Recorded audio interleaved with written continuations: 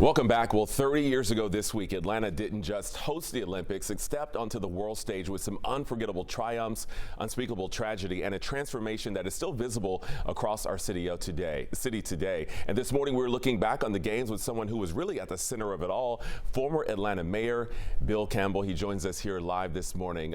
Mayor Campbell, I still call you Mayor Campbell. Good morning. Glad to have you here. Glad to be here. All right, let's take a trip back to 1996. You were the mayor of Atlanta. I was a little boy growing up in this city, and the world was watching Atlanta. Yes. What do you remember most? What image or moment sticks out the most?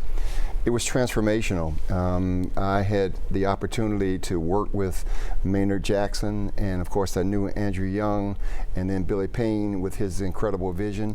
Suddenly the transformation happened from 1990 when the games were awarded in Tokyo, and then everything had to go to warp speed. There was no delaying, and the games came, and it was just magical. The number of athletes, the number of media that were here, and of course the games themselves. It allowed Atlanta to be presented to the world in a way that we had not been before. We had always been known as a lovely place and the civil rights capital, and suddenly we had this opportunity and we made the most of it. Yeah, and I remember back then, Atlanta, like you said, wasn't really seen as a world-class city. Even though we had CNN, UPS, we were home to Coke, a lot of people still didn't see us as an international city. What do you think really put the city over the top to win the bid, which at the time was kind of a long shot? Well, as you know, the sentimental favorite was Athens. It was the 100th anniversary of the games, and everyone assumed that they would be given the games, but there was one thing that we had that no other place had, and that was the civil rights movement. The human and civil rights movement with Dr. King and Andy Young and Reverend Abernathy, John Lewis, C.T. Vivian. It really allowed us to present ourselves to a world that didn't understand the transformation that happened in the United States.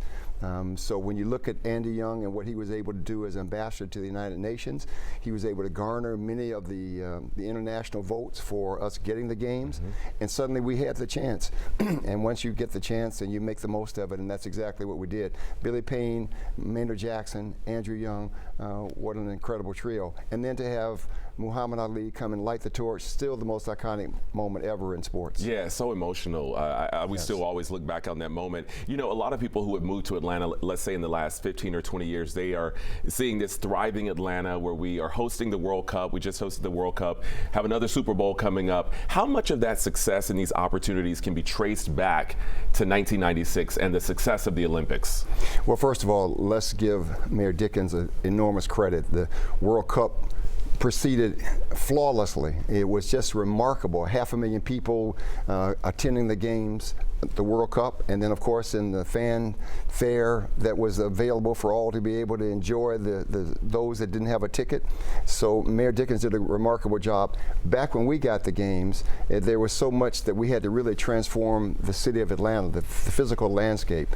We were able to do that with great corporate support, and of course when you look at the number of athletes most ever, number of female athletes most ever, we believe that Atlanta had a rare opportunity, and we were able to make the most of it. And I think when you look at from where we were before 1996 and then afterwards, as you say, Super Bowls, FIFA, World Series, all the sporting events and the national spectrum that gave us the chance to show what we could do, I think that's why we're now in a different place than we were before 1996. Yeah, it certainly is a new Atlanta, as they call it. New Atlanta. You know, but in the midst, Mayor, of all of the excitement that was happening, there certainly was a dark moment, one of our city's darker moments, which was the Olympic Park bombing. And I know you as mayor had a lot to deal with at that time. How did you balance public safety with also not letting the fear overcome the games?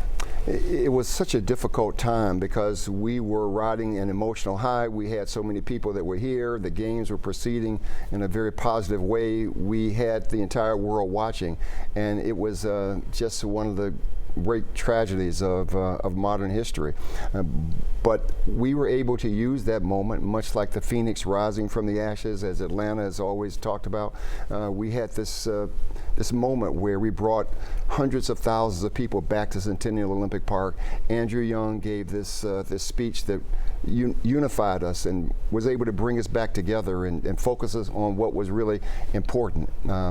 Of course, we always will remember those that were lost, in that moment, and how it gave us a fragile sense that we were in a different world, but we were able to continue to proceed with the games. We also had President Clinton, Vice President Gore. We had, of course, the entire United States government behind us as we were moving forward and trying to figure out how we proceeded thereafter, but we were able to do that. And so there's a great mix of gladness and also sorrow for that difficult moment. It certainly was a balance. Hey, before you go, I do want to ask you what you've been up to lately, because I posted a video with you on my social media not too long ago with you and all of the living mayors, and people were really excited to see your face. You haven't been out as much publicly, but you've been kind of being a grandfather and doing some other work. What's been up with you? Well, I have these 3 great grandkids, and so in some ways I get a chance to sort of be a dad again, working with these lovely little kids, but also working on a thing called Soul of Atlanta, which is working to make certain that the principles that we believe have made Atlanta an extraordinary place are fulfilled. We have had a number of important events, Big Bethel, of course, with the Antioch Baptist Church. So there's an awful lot that's going on under the surface, and there's no place like Atlanta, the most incredible city, opportunities for all, a civil rights background that's second to none. And then when you think about the great leaders that we've had that transformed Atlanta, it allows me to be able to stand in their shadow. Dr. King, Reverend Abernathy, Andrew Young, John Lewis, C.T. Vivian. And you're part of it, part of the legacy. Well, it's been a great opportunity, and thank you so much. Glad to have you here. Former Mayor Bill Campbell, thanks for being here this morning.